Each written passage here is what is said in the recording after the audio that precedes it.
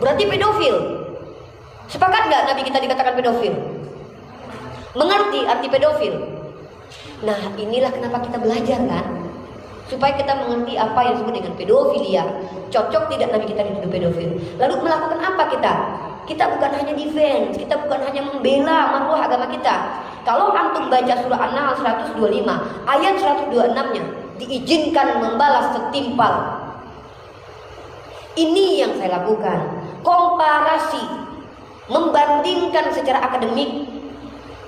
Apakah pedofil itu adalah ciri-cirinya menikah dengan anak kecil? No, karena pernikahan dengan ukuran yang ditentukan itu baru-baru ini. Tidak ada kitab suci manapun di dunia ini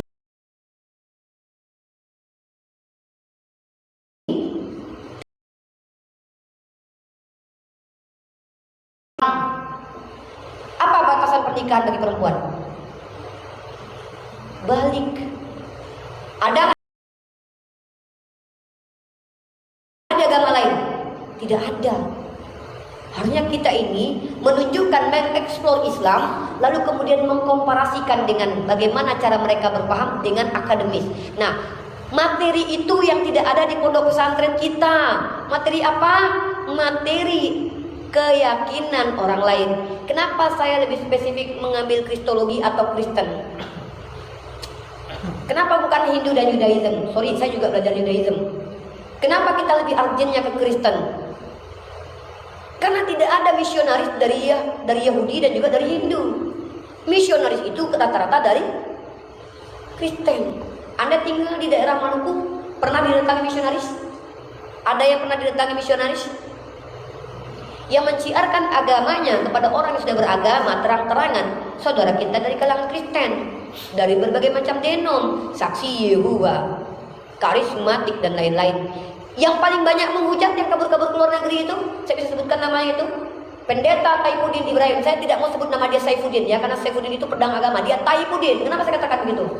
Kenapa? Karena orang ini mulutnya penuh kotoran, saudaraku. Maaf Unirifa menggunakan istilah yang memang lazim untuk orang ini, tidak layak.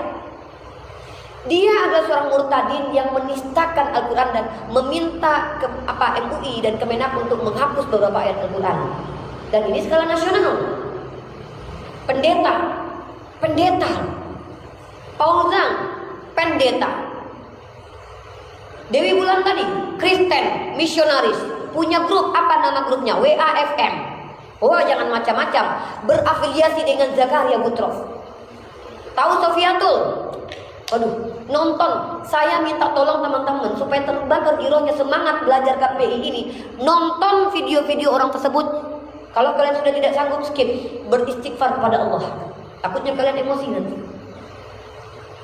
Sofiatul terang-terangan menginjak Al-Quran ketika diskusi lintas agama. Ini yang tidak boleh. Oke. Jadi inilah giroh kita tuh. Kalau sudah tidak punya giroh di dalam dada, Buya Hamka bilang apa? Gantilah bajumu dengan kain kafan. Artinya kau bukan lagi orang yang layak hidup. Seperti itu. Nah, jadi saya masuk ke materi saya. Materi ini saya coba ringkas buat teman-teman semua, supaya teman-teman tahu apa poin-poin diskusi yang sering saya hadapi di ruang lingkup dialog lintas agama menggunakan platform YouTube dan TikTok, ya. Nah, ini adalah materi perbandingan sebenarnya. Kenapa perbandingan? Karena kita boleh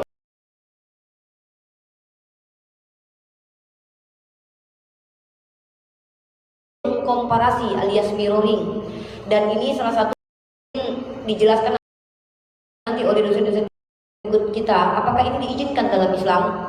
Kalau dalam Islam itu bermujadalah namanya, membantah kemudian mempertanyakan kembali, mengkonfirmasi ulang. Nah, tentu dengan cara-cara yang diizinkan dalam Islam. Oh, Unirifa sudah mengikuti belum? Enggak, kadang-kadang Unirifa harus kontrol. Kenapa? Unirifa ini sisi manusiawinya masih 100% manusia ya. Ya.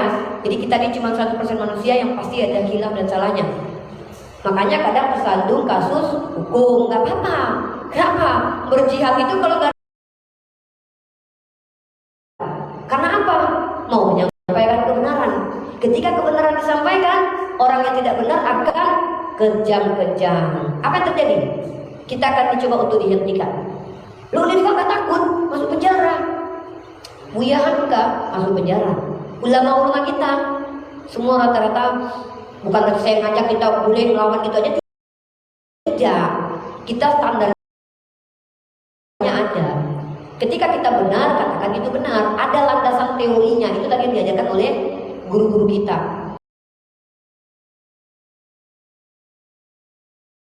Teman-teman ngerti nggak? Yang di belakang ngerti nggak? Kalau nanti ada yang bertanya, nanti pertanyakan ulang ya. Nah, oke, saya langsung ke poin materi aja. Jadi memang saya hanya bikin esensi. Coba ini saya kasih buku dulu nih, kalau ada yang bisa jawab nih. Yang satu buku dari Pak Donita nih. Tolong jelaskan kepada saya, ada nggak yang ngerti arti esensi? Ada nggak? Kalau nggak ada, angkat tangan. Kalau nggak, angkat kaki. Kalau nggak, ada yang tahu arti esensi nggak? Apa? Kalau ibarat dengan kue onde-onde pas mengudara itu unti. Inti. Unti dari isi dari. Oh, unti. Oh. Oke. Itu esensi, berarti inti. Arti dari inti? Dasar dari Dasar. Oke. Esensi. Terima kasih tapi ya, kasih buku dek, nggak apa-apa, kasih buku kan? Ya, kasih buku satu ya dek, buat ahli kita itu. Jadi kalau kita bicara esensi, dalam bahasa Arabnya itu dikenal dalam bahasa apa? Haqq atau hakikat. Jadi hakikat itu asal katanya dari kata hak, benar. Maka secara terminologi, hakikat atau esensi adalah segala sesuatu yang benar tentang sesuatu itu. Nih, esensinya botol ini. Oh, ada ciri-cirinya, dia panjang ke atas bisa diisi, kemudian ada bentuknya segala macam.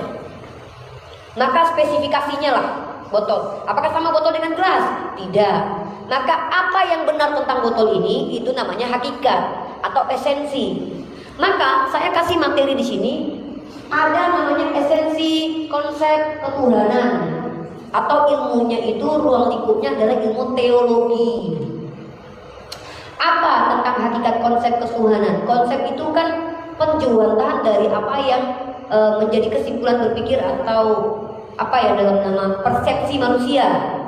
Ya, apa yang ada dalam pikiran manusia entah berupa pola, sistem, metode atau apa, kemudian dijuantahkan, itu kan konsep ya, hasil berpikir, paham ya? Maka konsep ketuhanan ini saya tidak mau bias ya.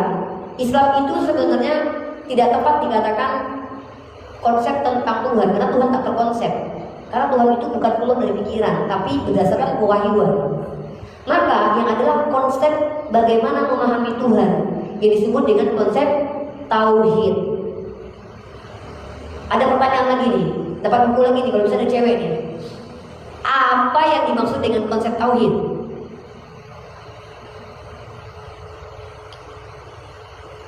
Ada yang tahu?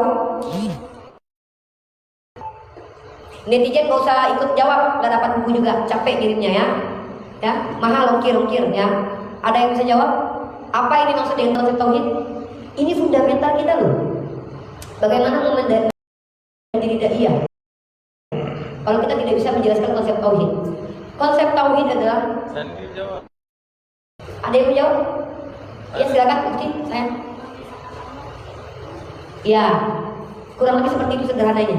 Artinya adalah bagaimana kita, pengetahuan kita mengesahkan Allah, memahami bahwa hanya Allah sebagai satu-satunya Tuhan yang layak disembah. Dan konsep tauhid ini itu dijuantahkan dengan keimanan yang adalah ikrar di lisan, tasdik di qalbu, diamalkan dengan amal perbuatan. Itu yang disebut dengan iman. Menyatakan bahwa hanya Allah satu-satunya Tuhan yang layak disembah dan Rasulullah sebagai utusannya. Nah, maka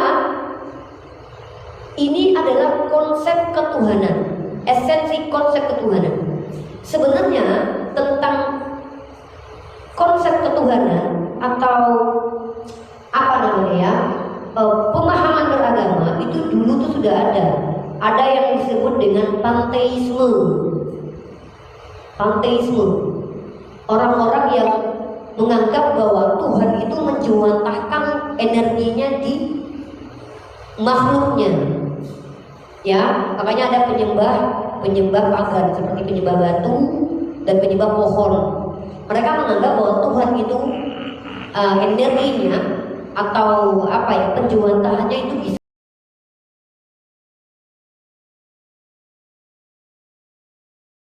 diletakkan di makhluk. Kemudian kalau tidak salah itu panteisme.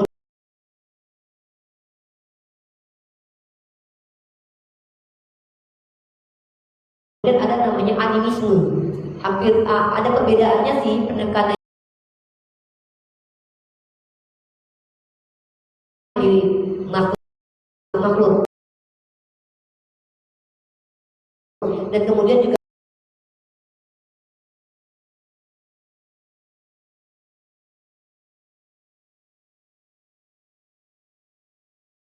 ada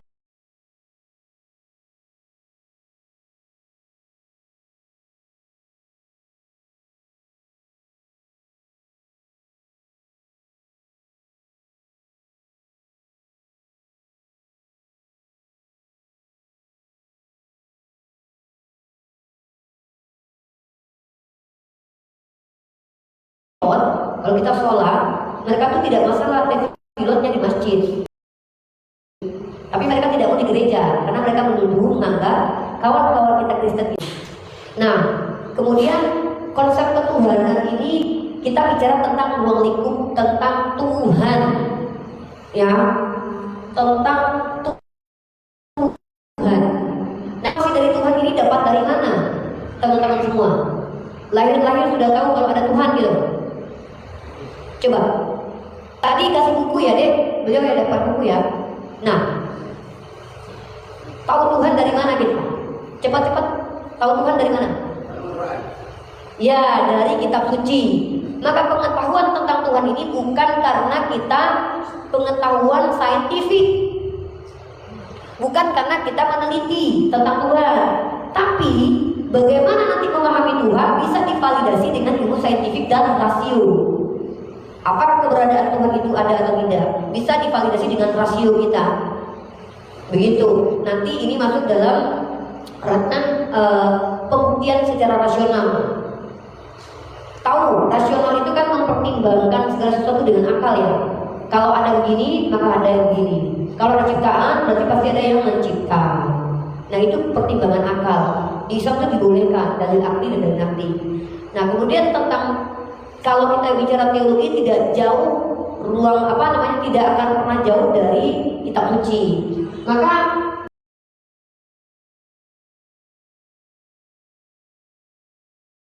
di bawah saya kasih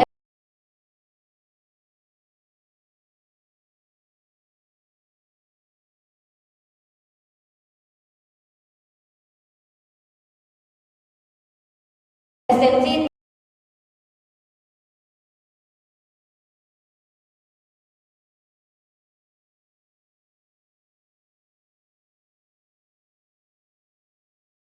tentang Nabi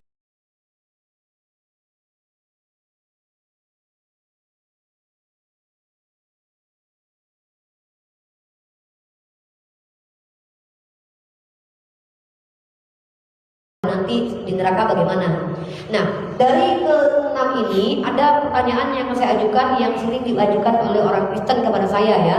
Pertama, esensi konsep ketuhanan. Pertanyaan mereka adalah, bisa tidak Tuhan kamu jadi manusia? Silahkan kalian catat itu kalau penting dan kalian cari tahu sendiri teman-teman adik-adikku ya. Itu penting itu buat ilmu. Bisa tidak Tuhan jadi manusia? Kalau Tuhan Anda tidak bisa jadi manusia, berarti Dia tidak maha kuasa. Nah itu, gimana coba jawabnya itu? Cari tahu sendiri lah. Ya, berjuang sendiri itu. Kedua, kalau memang Isa itu hanya nabi, kenapa dia satu-satunya wajihan di dunia wal akhirah dan bukankah dia kalimatullah? Kenapa dia hanya nabi? Itu. Pertanyaan ketiga, siapa saksi yang melihat Nabi Muhammad menerima Al-Quran? Nah ini tentang kitab suci. Keselamatan, betulkah di surga kalian ada 72 bidadari? Berarti tidak suci. karena ada hubungan badan. Di kami tidak ada begitu. Itu biasanya serangan dan pertanyaannya. Baru itu dia tentang esensi surga atau jaminan keselamatan. Next ya, itu materi luasnya. Kemudian di sini kita bahas lebih rinci ya. Saya ini ya. Teologi ini dari dua kata ya, Theos dan juga Logos. Apa sih definisi Tuhan itu? Kalau secara cepat singkat, Tuhan itu sebenarnya kan terjemahan dari kata ilah. Dalam bahasa Ibrani-nya itu kata Eloah, dalam bahasa Aramaiknya Alaha, dalam bahasa Arabnya ilah. Itu gelar atau generic name, Tuhan, sembahan yang disembah. Maka sembahan itu banyak, tapi yang benar hanya satu, ya, bukan yang paling benar loh ya. Yang benar itu hanya satu, yaitu Allah. Makanya kita mengatakan la ilaha illallah. Tiada sembahan kecuali hanya Allah. Maka yang lain itu dinafikan, maka itulah kita berislam dengan itu. Kemudian kalau secara terminologi Tuhan itu apa sih? Pencipta yang tidak diciptakan. Nah di sini yang tidak tergantung berarti dan dialah awal dan akhir, tidak bergantung kepada apapun dan segala sesuatu bergantung kepadanya. Dan yang paling penting di dalam materi teologi ini adalah ini, nama Tuhan, sifat-sifat Tuhan, jenis-jenis kepercayaan dan konsep ketuhanan. Tadi sudah saya paparkan tadi itu. Nah tentang nama Tuhan, kenapa ini penting? Anda tahu tidak?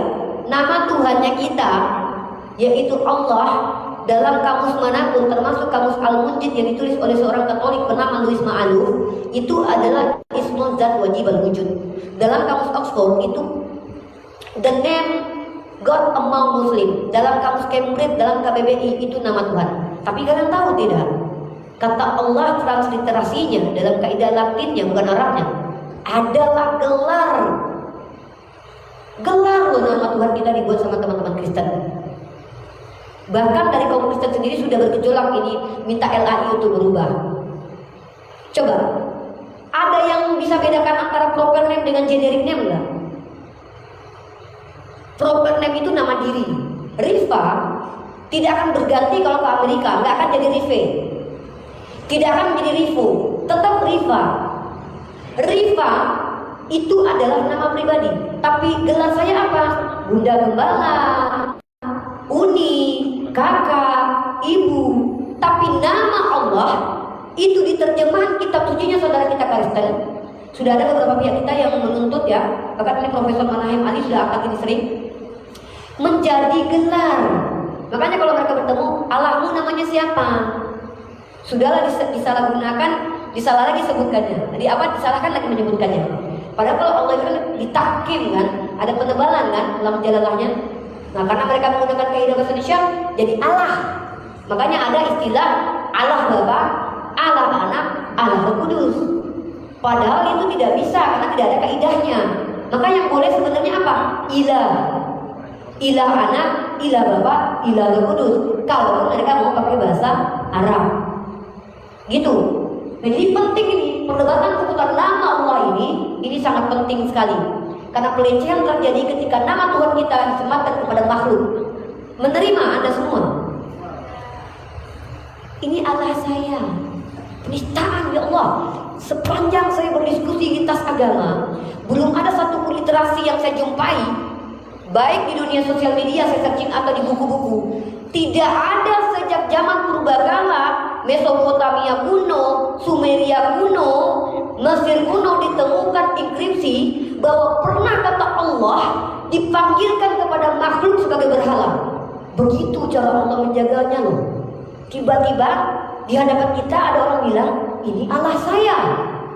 Dan Anda tidak mampu membelanya, tidak mampu mengkritisi. Apa gunanya hidup? Oh, nama Tuhannya aja nggak mampu memuliakan kok. Benar nggak?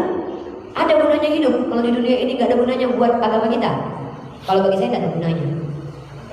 Jadi kalau kita tidak paham ini, kita tidak bisa menjelaskan bahwa kata Allah itu adalah nama yang tidak boleh dilecehkan. Tidak mungkin kita mengatakan nanti ke Bali jalan-jalan, wah itu Allah-Allah lain. Dan itu yang terjadi. Ini yang menjadi topik paling sering dibahas. Yang kedua, sifat-sifat Tuhan. Oke. Oh iya baik. Oh iya baik. Oke, nanti teman-teman dapat ininya saja ya. Nanti kalau ada pertanyaan langsung ke saya kirim nanti ke grup ya. nanti teman-teman bisa dapat. Intinya teman-teman, materi-materi yang harus kita tekankan adalah teologi, Islamologi itu memang sudah basic kita ya. Teologi berkaitan dengan dari kata Kristus dan Logos atau Mesias, artinya adalah yang diurapi atau yang menuju kepada Yesus, walaupun bukan cuma dia satu-satunya Kristus. Yang terakhir itu adalah tentang suatu trilogi tadi. Nah jadi masih banyak, sebenarnya ada 5 atau berapa lagi slide, tapi nggak apa-apa, nanti teman-teman baca sendiri. Kalau ada pertanyaan nanti boleh diajukan ke saya. Intinya ada alasan kita bertindak, bersikap seperti ini, kemudian ada strategi dan ada cara dan metode. Semoga Allah membimbing kita. Dan semoga apa yang saya paparkan ini mampu membangkitkan gairah teman-teman untuk belajar komunikasi penyiaran Islam ini semakin semangat dan tidak menyepelekan ilmu ini. Karena pendakwah itu menurut saya, ini pribadi saya mengatakan bahwa itu sama seperti ujung tombak, ya seperti ujung panah gitu loh. Kita yang menghadapi medannya langsung gitu. Seperti itu ya. Jadi kalaupun saya berapi-rapi, ya memang saya sudah terbiasa berapi-rapi karena audiens yang saya hadapi itu terdiri dari berbagai macam kalangan. Saya hanya ingin membakar semangat teman-teman yang masih muda ini. Maaf, harusnya kalian tidak boleh kalah dengan saya yang usianya 38 tahun loh. Saya 38 tahun, artinya itu udah tua lah ya. Kalian yang masih 20 ini masa kalah sama emak-emak kayak saya? Harusnya kalian malu, semangat belajarnya, cari tahu, kejar dosennya. Apa ini Pak? Apa maksudnya Pak? Jangan sampai cuman saya lihat setelah wisuda terus dirayakan dengan musik-musik dugem. Habis itu nggak ada artinya. Na'udzubillah min dzalik ya. Itu tidak ada gunanya. Mungkin itu yang bisa saya sampaikan, walaupun tidak semua bisa saya paparkan. Mohon maaf kalau ada penyampaian saya tidak pada tempatnya kepada Bapak Dosen dan dosen. Terima kasih banyak waktu dan tempat, dan teman-teman juga dan juga teman-teman di TikTok dan juga di YouTube. Wabillahi taufiq wal hidayah. Assalamualaikum warahmatullahi wabarakatuh. Terima kasih banyak. Itu tadi penyampaian dari materi yang ketiga. Kita langsung saja ke sesi pertanyaan. Mungkin dari teman-teman Ahwat dan Iwan, mungkin ada pertanyaan, silakan. Masih ada sisa 3 buku ya? Ayo teman-teman, Ya, mungkin ada 3 lagi. Pertanyaan pertamanya.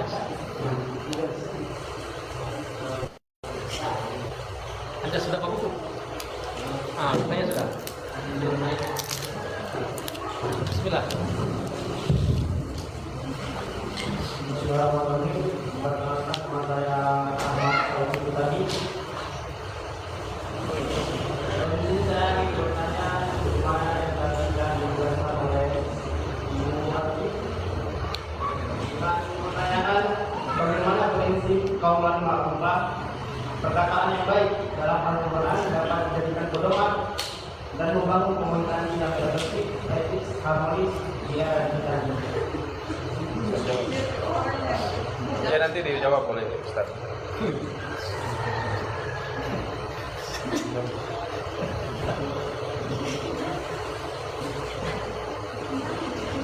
mungkin dari teman-teman masih ada pertanyaan. Ya. Waalaikumsalam warahmatullahi wabarakatuh. Terima kasih atas kesempatan. Kita sudah dijelaskan oleh Ibu Pak dengan proses tauhid. Kalau dalam Islam sudah jelas proses tauhid, ya, dan itu sudah ada kesepahaman sebaik menyembah kepada Allah Subhanahu wa Ta'ala. Jadi kita lihat dari realita yang terjadi, ada sebagian itu yang tadinya muslim, kemudian mereka masuk ke dalam sini juga belajar mengkaji beberapa agama Islam, berbagai agama.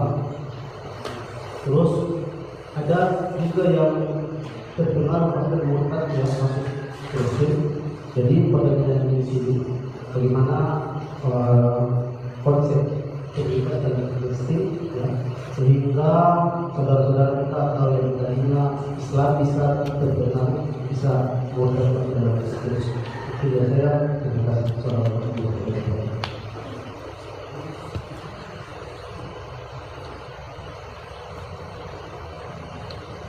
Mungkin itu pertanyaan dari saudara kita, yaitu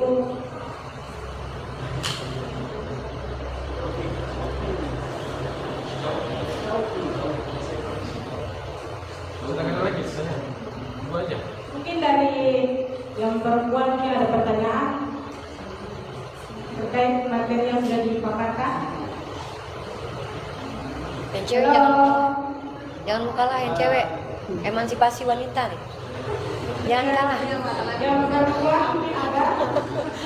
Jangan kalah. Ada 3 buku lagi tuh.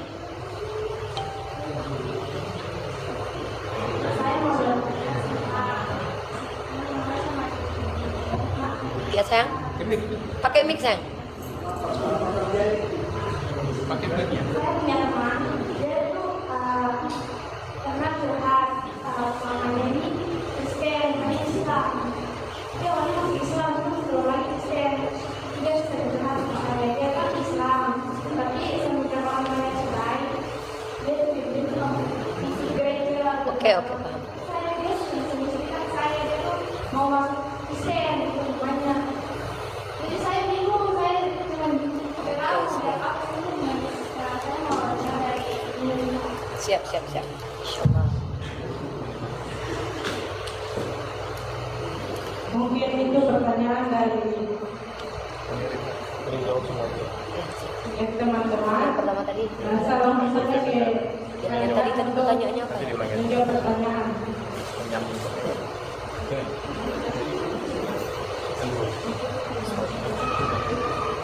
Oke, terima kasih. Berarti pas itu ya, ada 3 buku lagi tersisa ya? Pas ya? Oke, nanti ya, yang belum dapat semoga nanti ini ya, dapat di sesi kapan-kapan ya. Insyaallah. Oke. Tadi pertanyaannya pertama tadi siapa tadi? Sauki. Tadi pertanyaannya boleh diulangi lagi nggak? Karena kalau yang 2 saya tangkap tentang bagaimana cara prinsip orang melakukan perkataan yang baik dalam melakukan dapat menjadikan pedoman dan membangun komunikasi yang efektif, etis dan harmonis di era digital ini. Oke. Bagaimana? Pertanyaan bagaimana ini kan bertanya tentang cara kan, metode dan strategi lah. Strategi, kemudian metodenya. Bagaimana supaya fondasi kita yaitu Al-Quran yang mengajarkan bahwa bagaimana kita supaya cara bicara itu yang baik kemudian bisa membangun harmonisasi dalam sosial media. Begitu cara. Saya ini kan praktisi yang kalau dikatakan tuh ruang lingkup ngobrolnya itu dengan banyak pihak. Maka kalau saya ke pribadi ditanya, saya lihat siapa yang saya ajak bicara. Saya memang membedakan, kenapa? Karena tidak mungkin saya menyamakan bicara dengan orang yang lebih tua, dengan orang yang di bawah saya, dan juga dengan orang yang berilmu dan tidak berilmu. Loh, kok tahu ini Rifa orang berilmu dan tidak berilmu? Saya tanya. Contoh, waktu saya diskusi dengan saudara-saudara saya non-muslim, saya memberikan kesempatan mereka yang punya kapabilitas atau kemampuan dalam ranah ilmu yang kita bahas untuk menjelaskan agamanya kalau mereka punya. Tapi saya tidak izinkan kalau mereka itu tidak punya wawasan. Kenapa? Ya, nggak etis saya sebagai orang yang sudah mempelajari kedua aspek kedua ruang lingkup ini, Islam dan Kristen ini, tiba-tiba saya ngajak orang, memaksa orang untuk mengetahui hal yang mereka belum kaji. Maka kalau saya pribadi ketika di sosial media, kalau yang saya temui itu orang yang mengklaim dirinya akademisi, saya izinkan dia sebagai bentuk penghormatan atas keilmuannya untuk menjabarkan pengetahuannya. Maka nanti terjadi dialog dua arah. Itu saya biasanya. Nah, itu setelah saya tanya apakah beliau orangnya kapabel, kemudian kita dialog dua arah. Biasanya saya minta kalau bisa dia mungkin pendeta, evangelis, mahasiswi teologi. Kalau ternyata dia mengaku saya awam ini, maka saya tidak memberikan hak mereka menjelaskan, tapi saya memberikan hak untuk bertanya saja. Dan tidak boleh bantah kecuali mereka punya data dan fakta. Dan saya anjurkan mereka untuk cross check lagi. Ini cara terbaik menurut saya yang saya lakukan di sosial media, di YouTube ataupun di TikTok, ketika membuka ruang dialog live streaming via TikTok ataupun YouTube kepada kaum non-muslim. Tapi saya adalah orang yang menghindari di sosial media berdebat dengan sesama Islam. Kenapa? Karena saya merasa saya adalah seorang murid, pelajar. Bisa jadi yang saya hadapi adalah guru saya.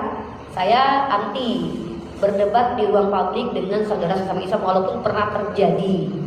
Karena ada yang mengakunya Islam ternyata ketahuan bukan Islam, atau dari kalangan Syiah, dari kalangan orang-orang ingkar sunnah. Ya, saya mempertanyakan dan mengkritisi paham mereka.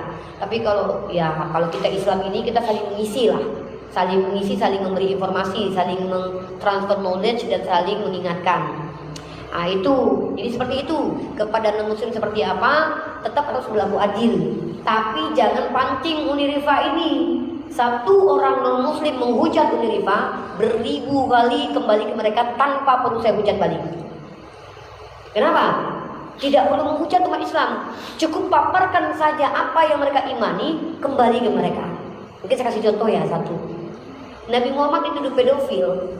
Kita tahu kalau itu tidak benar. Karena pedofilia adalah kecenderungan seksual kepada anak di bawah umur. Rasulullah itu pertama menikah dengan Sayyidah Khadijah, janda. Berapa tahun lamanya beliau monogami? 25 tahun. Kemudian baru beliau menikah dengan wanita-wanita lainnya. Salah satunya adalah Sayyidah Aisyah. Dan tahukah Anda, riwayat hadis mengatakan Sayyidah Aisyah pernah mengatakan orang yang paling baik dalam menahan hawa nafsu adalah suaminya sendiri, Rasulullah. Artinya Sayyidah Aisyah bukanlah korban pedofilia. Nah begitu. Nah kalau ngomong komparasi, saya biasanya menggunakan literasi dari Yahudi terkait tentang Rashi yang mengatakan bahwa dulu Ribka itu tokoh dalam Bible.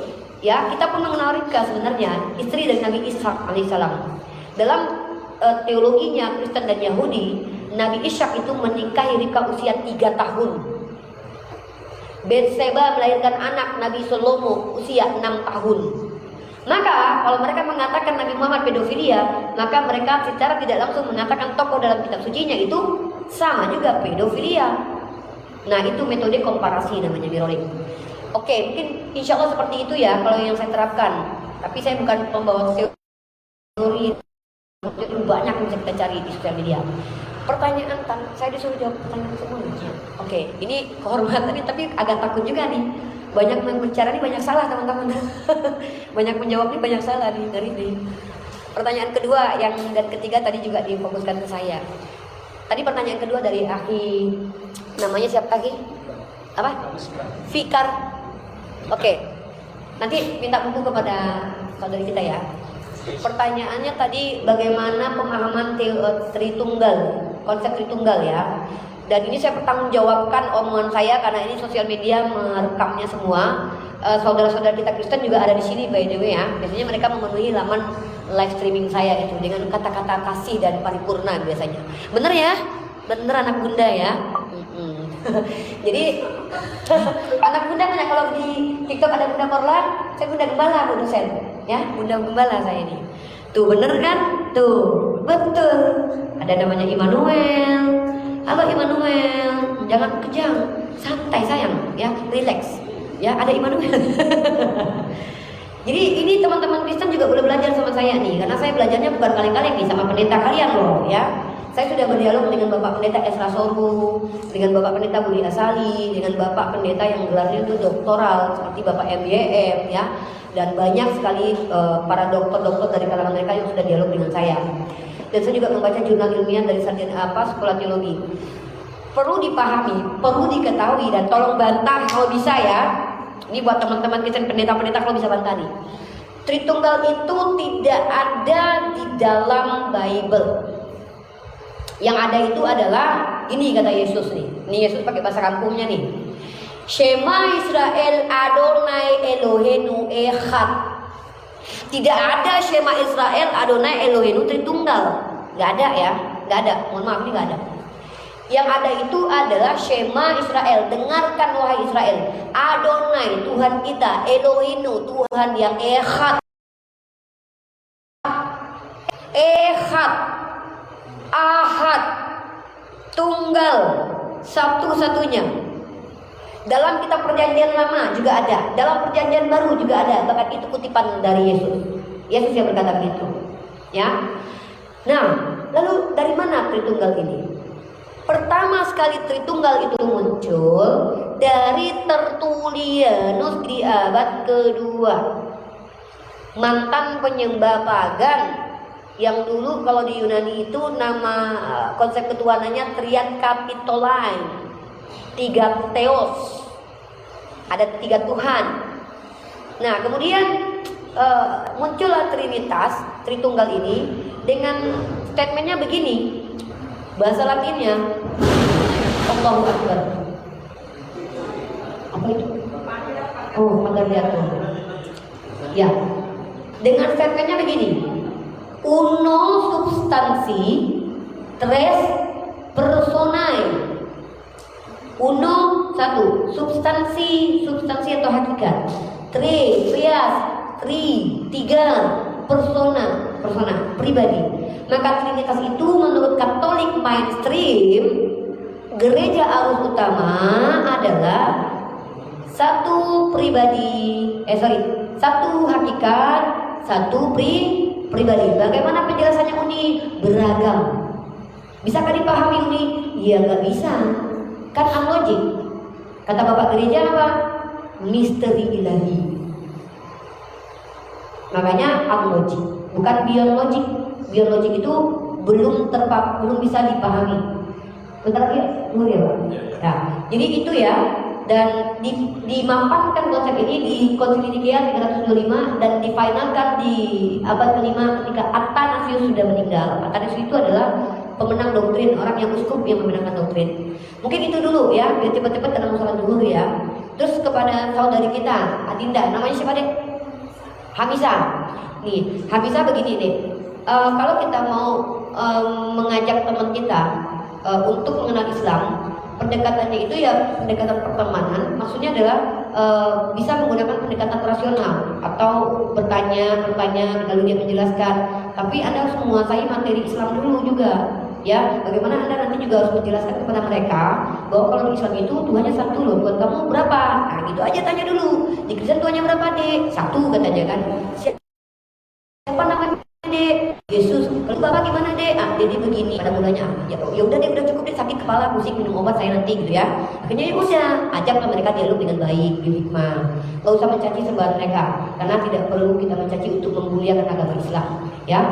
Gitu. Cukup biarkan saja mereka yang menghina dengan mengatakan Yesus begini, Yesus itu, biarkanlah. Yang penting bukan kita gitu.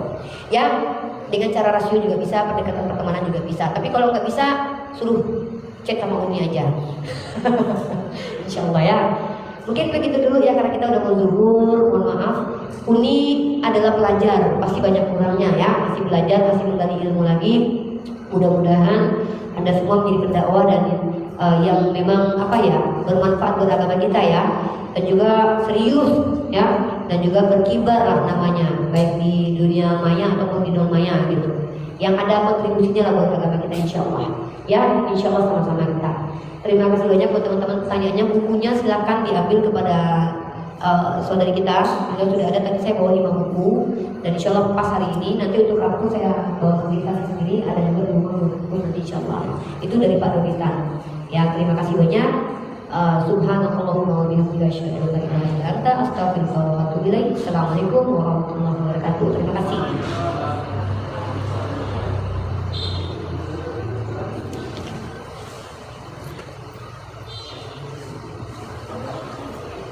Mungkin itu saja kuliah kita pada hari ini. Mungkin saya sebagai moderator memintakan saran dari teman-teman atau kritikan bagaimana seorang moderator yang ada di depan mungkin ada kekurangan. Saya kembalikan, mungkin ada dari teman-teman mau kritik moderator.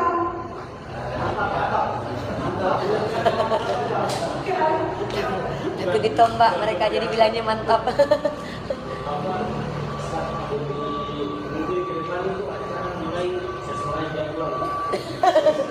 Itu bukan kritik moderator. Oke. Silakan.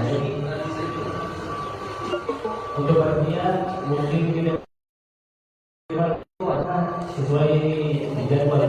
Dan mungkin untuk perjalanan materi bisa ketika materi berjalan ada penjelasan lebih bisa lebih pahami, tidak seperti tadi banyak yang dilewati. Sudah, terima kasih. Bikin lama-lama. Mahasiswa jelas. Nanti 2 jam lagi. Mungkin itu saja saya sebagai moderator menunjukkan diri.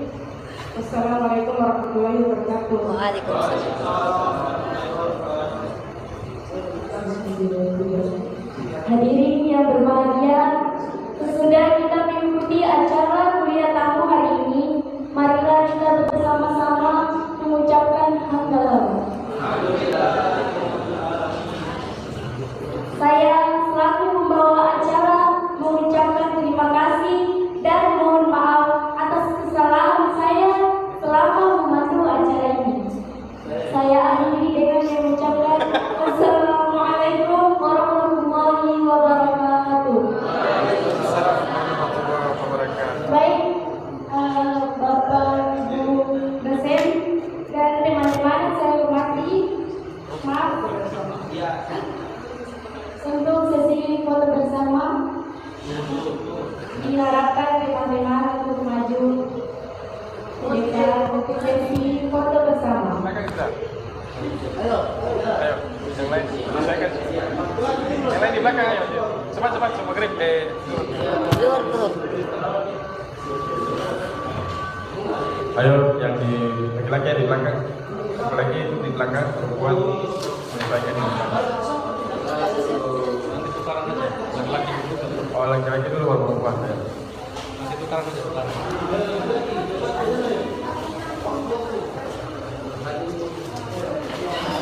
Jadi kursi jangan lupa angkat ulang ke tempatnya.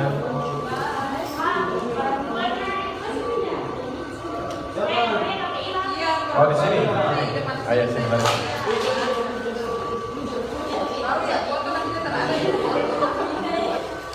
Silakan. Depan. Cepat.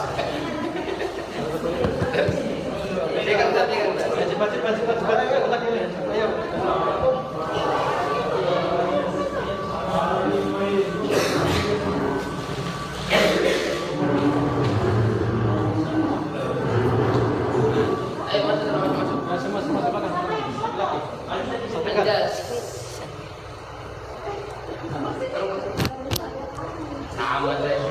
Ayo mundur lagi belakang. Mundur lagi perempuan itu. Kayak rata. Mundur lagi ya. Oke. Terus. Mundur lagi.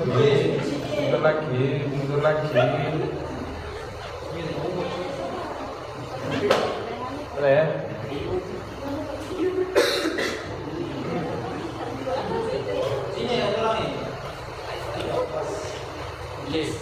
Fotografer lihat berapa ya? Nanti sekarang ada. Semuanya jadi. Sandi. Ini agak Enggak, Uni enggak gigit, tenang aja. Uni enggak gigit. Orang mau masuk live. 1, 2, 3. salam KPI. Salam KPI. 2, 3. KPI itu kapan-kapan insya Allah maju. 1, 2, 3. Oke. Tapi jangan lupa satu.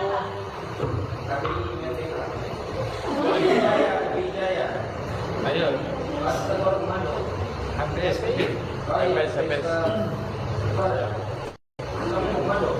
Ambil depan. Kasmir aja. Bantuan dulu. Dia senang Pak. Jaya. Tapi komunikasi penjara Islam.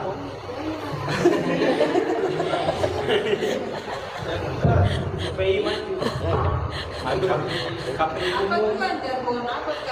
Kopi umum.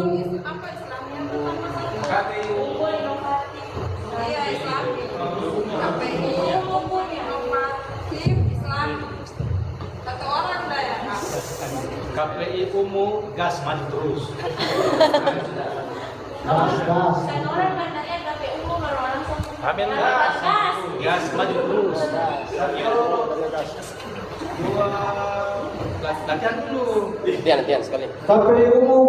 Maju terus. Ada tambahan ya? Tapi kata timnas maju terus.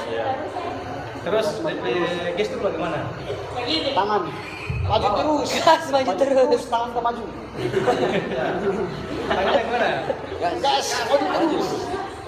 Gas terus.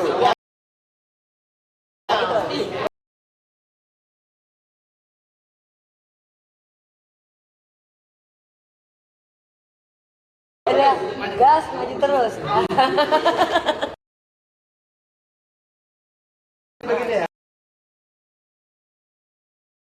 Ambil dulu, baru tarik. Menjemput peluang itu tuh.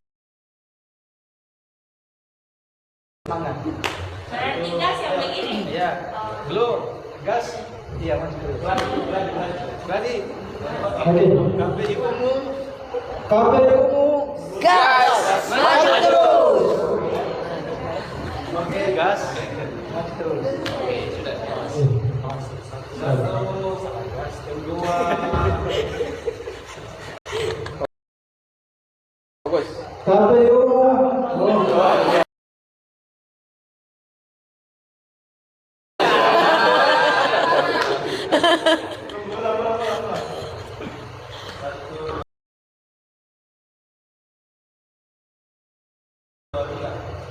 KPI umum.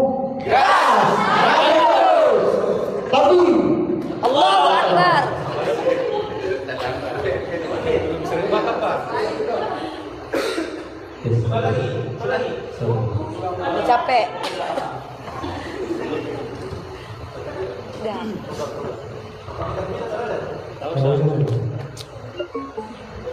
Serempak jangan pakai gerakan tambahan. Itu aja. 1, 2, 3. KPI umum. Gas maju terus.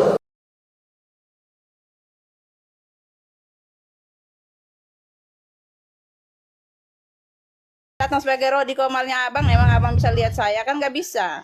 Oke, kita lihat sekarang.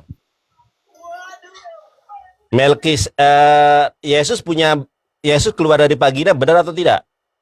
Itu benar, tapi itu kehendak Benar. Allah Sekarang juga. saya tanya, Bang Nandar Melkisedek keluar dia dari punya Tuhan bapak atau juga tidak? Kan kehendak Tuhan, kehendak Allah juga. Nah, coba sekarang kita tanya, Contoh kita lihat bahwa di sini. semua manusia itu akan dilahirkan melalui vagina. Masa Sebentar. melalui Sabar Bu. Ini tentang Melkisedek. Ia tidak berpapa, tidak beribu. Yesus punya bapak atau tidak? Dia nggak punya bapak, Punya ibu atau tidak? punya ibu Maria. Justru karena Kalau ibu Maria Melkisedek, itu sebentar. manusia Kalau di sini suci. Melkisedek, sabar Bu. Tidak bersilsilah. Yesus bersilsilah atau tidak? Gimana? Kalau Melkisedek tidak punya bapak, tidak punya ibu, dan tidak bersilsilah. Yesus punya silsilah atau tidak? Tidak. Oh, punya. Masa Bunda nggak tahu kalau Yesus itu punya silsilah? Di mana dalilnya? Oh, aduh, baik, saya tunjukkan. Yesus tidak punya silsilah, saya tunjukkan. Sabar, Bun. Inilah silsilah Yesus.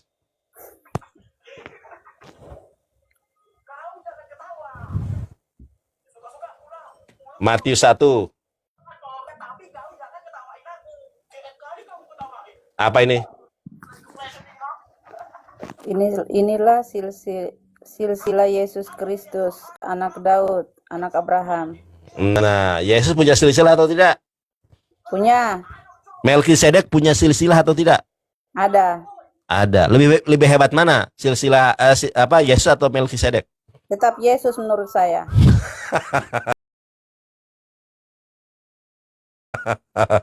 Karena Yesus tiada duanya buat saya. Yesus hamba atau Allah? Yesus Allah. Di mana ayatnya Yesus adalah Allah? Ya itu yang saya yakini.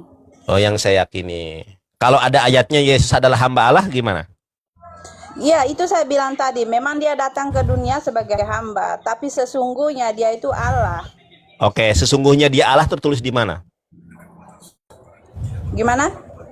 Ya karena dia Kan dia datang ya ke kan dunia Bunda itu, mengatakan kan sesungguhnya malaikat Yesus memang malaikat seorang itu hamba, sudah, tetapi sesungguhnya dia adalah Allah. ya. Di mana ayatnya kalau Yesus adalah sesungguhnya Allah? Saya belum pernah baca sampai sana, Bang. Tapi yang saya Ah, yakini ya itu udah. bahwa Yesus itu, Bang, dengar Sekarang Bang. sekarang Bunda Yesus baca ini aja deh. kan Bunda baca ini aja. sebelum Bunda Yesus Bunda lebih dikandung percaya, sama sabar dulu. Bunda lebih percaya yang tertulis atau yang tidak tertulis? yang tertulis lah. Oke, Sama yang kita saya yakini, karena yang tertulis itu dengan yang saya yakinin itu sejajar. Kalaupun ada yang saya tidak tahu, mungkin itu saya belum belajar sampai ke sana, Bang. Coba Tapi Bunda saya baca nih. yakin Coba Bunda baca ini. Allah Abraham, Ishak dan Yakub, Allah nenek moyang kita telah memuliakan hambanya, yaitu Yesus yang kamu serahkan. Dan Oke, di sini hambanya di sini siapa, Bun? Allah nenek moyang kita telah memuliakan hamba. Hamba ya Siapa di sini? toh, Di sini siapa? Yesus. Yesus. Yang Allah di sini Yesus atau siapa? Allah Abraham,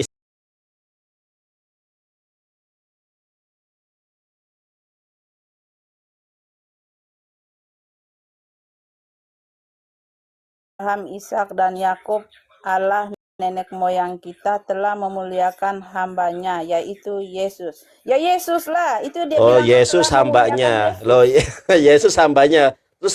Terus yang Allah di sini siapa? Allah Abraham. Ya, Allah Abraham. Allah Abraham punya hamba, nama hambanya Allah Abraham ini siapa? Maksud kamu tuh Abraham itu Allah, Yesus itu hambanya, begitu? Iya, ini kan ada ini. Itu kan pengertianmu, Bang Nanda. Pengertian saya ini yang tertulis di dalam Alkitab. Kalau Iya, Allah tahu. Abraham itu punya seorang hamba. Allah Abraham punya seorang hamba namanya Yesus. Memang kalau di apa? Di dunia itu yang lahir duluan itu Abraham. Saya nggak nanya lahir. Itu sudah Sabar ada dulu. dahulu. Yang saya tanya bukan Sebelum Abraham Allah lahir Abraham duluan. ada, Yang Yesus saya sudah ada tanya, duluan, gitu yang loh. saya tanya di situ sebagai Allah yang mana, yang sebagai hamba yang mana? Memang dituliskan itu Abraham, Yesus hambanya. Oke, jadi Tapi di sini kan Bang Nandar bilang itu Yesus tidak disalibkan. Tapi lari kemana-mana. iya, kan ini kan tulisan di atas itu yang makanya saya naik ke sini itu saya mau tanya kenapa Bang Nandar itu meyakinkan bahwa Yesus itu disalibkan, itu yang pertama. Yang kedua, kenapa Sabar Bu ya, orang sebentar Bu ya. Islam Saya itu- buka pintu dulu ya, sabar Bu ya. Oke.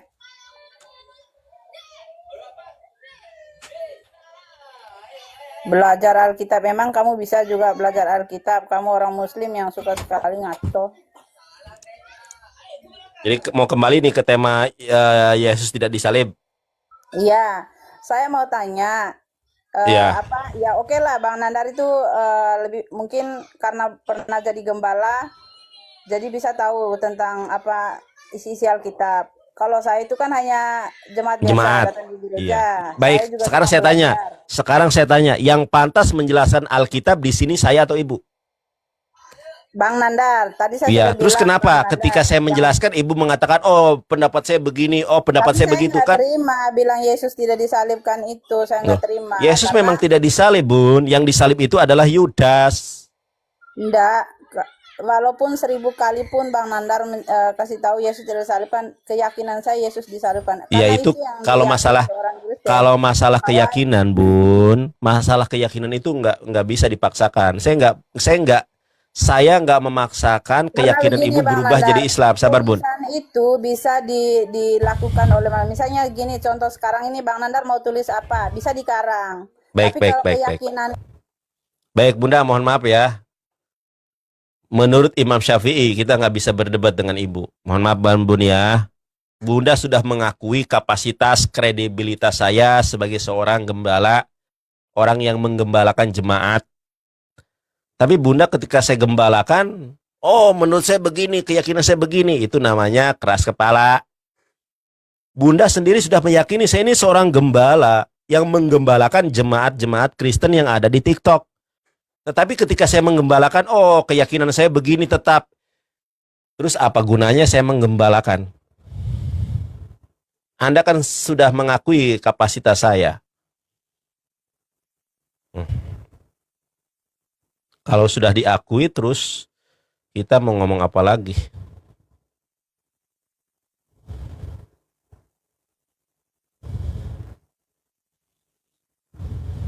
Sorry yang nggak bisa on cam jangan naik ya. Sudah saya bilang yang naik yang on cam. Yang Kristen dulu yang diutamain. Yang Muslim tolong jangan naik.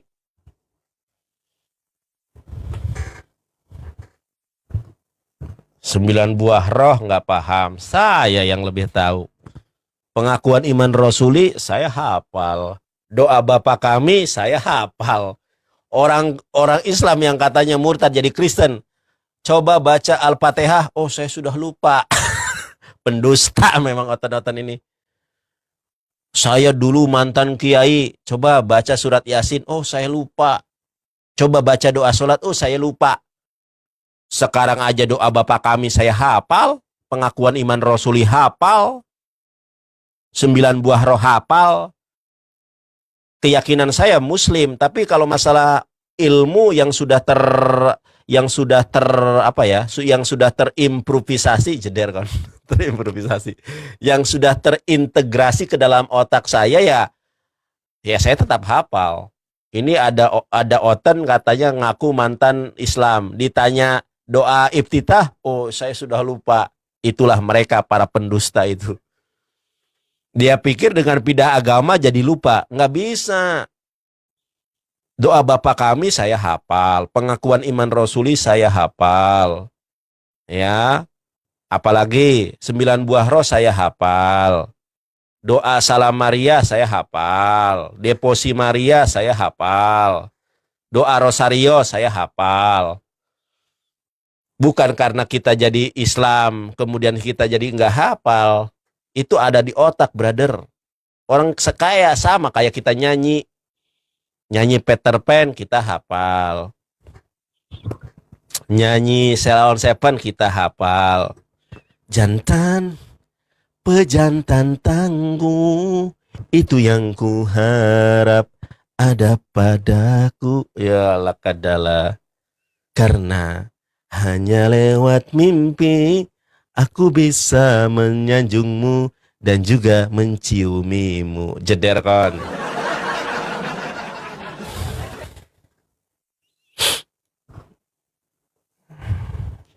Sorry yang nggak on cam jangan naik. Aduh, macam mana pula kau?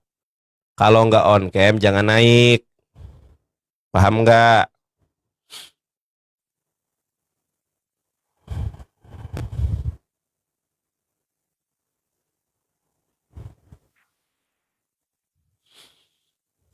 Silakan on cam.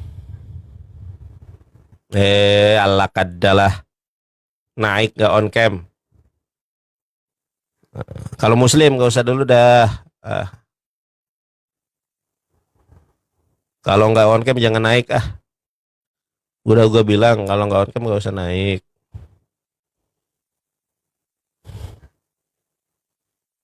Sembilan buah roh nyanyi, kasih paus dulu baru gua nyanyi. Kalian pikir itu nggak memperkerjakan saya? Gimana sih? Nyanyi Nandar enak aja. Nih Bang Nandar, aku kasih paus nyanyi ya, baru aku nyanyi. Enak aja nyuruh-nyuruh aku nyanyi.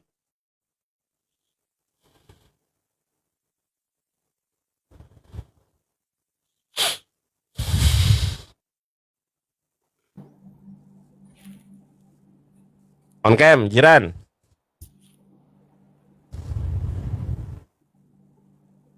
Sampai 5 nggak on cam, turun. On cam itu maksudnya wajah, bukan kalau nggak turun. Aku debat itu bukan rame-ramean ya. Penontonku 100, aku tuh oke aja. Penonton 2000 oke, penonton berapapun oke. Tapi aku nggak bisa rame-ramean. Oh, untuk rame naikin Oten Bahlul debat, kalau ngidul nggak bisa aku tuh. Aku tuh wajib on cam kalau debat. Karena aku tuh orang introvert. Kalian kalau ketemu aku pasti beda loh. Bang Nandar aslinya anak muda. Ya aku kan memang anak muda. Bang Nandar pendiam. Bang Nandar kok beda pasti itu. Kalau orang ketemu aku.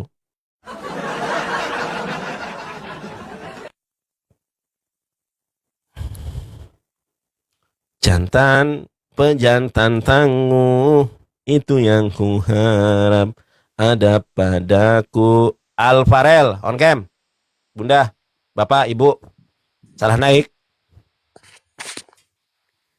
Halo?